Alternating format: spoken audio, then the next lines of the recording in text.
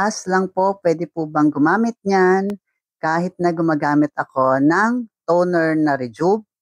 So, hi po mga ka-Diyosa. So, ang tinatanong po natin ka-Diyosa ay ito daw ating SCD Peeling Skin Lotion, kung pwede daw ba siyang gumamit nito kahit gumagamit na siya ng rejuvenating toner. The answer is lalo na po kung kayo ay first time user ng ating SCD Peeling Skin Lotion, hindi po natin yan ina-advise na sabayan ito ng kahit anong rejuvenating product. Bakit? Dahil si SCD Peeling Skin Lotion po is rejuvenating lotion na po.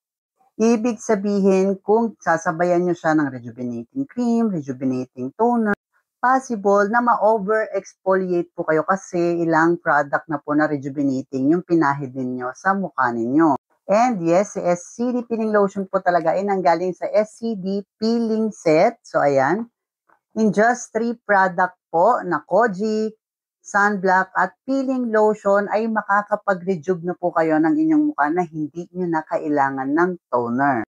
Yes, si SCD Peeling Lotion or si SCD Peeling Set is rejuvenating product na po. At ang pinagkaiba niya sa nakasanayan nating rejuvenating product or rejuvenating set, yung usual or typical na rejuvenating set palaging may toner. Ito po si SCD Peeling Set, since si SCD Peeling Lotion po is all-in-one lotion na siya, kaya hindi na po natin kailangan dito ng toner. Ibig sabihin, kung ano po yung laman ng peeling set, ito lang po yung gagamitin natin sa mukha natin, lalong-lalo na kung first time user ka. Iwasan natin ang self-experimentation for your own safety at hindi po natin nino-normalize ang self-experimentation. At kapag peeling set po ang bibilin, meron po tayong instruction dito for day, ayan, araw, and night.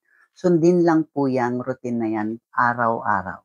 Marami pa ako nakikita nagko-comment dyan. Pwede bang sabayan ng serum? Hindi po. Pwede bang sabayan ng ganito? Hindi po. Again, pag first time user, kung ano ang laman ng set, this is FDA approved. Ibig sabihin, magandang combination na sila at enough na ito, perfect combination na ito para sa mukha ninyo, para makapag-rejuve at makapag-exfoliate po kayo ng inyong mukha. Again, uulitin ko, iwasan ang self-experimentation. So, yun lang mga ka-Diyosa. Hopefully nakatulong ang video sa inyo. And for more product knowledge and video tutorials, don't forget to follow my TikTok account or si Diyosa. So, yun lang and have a great day po. Bye-bye!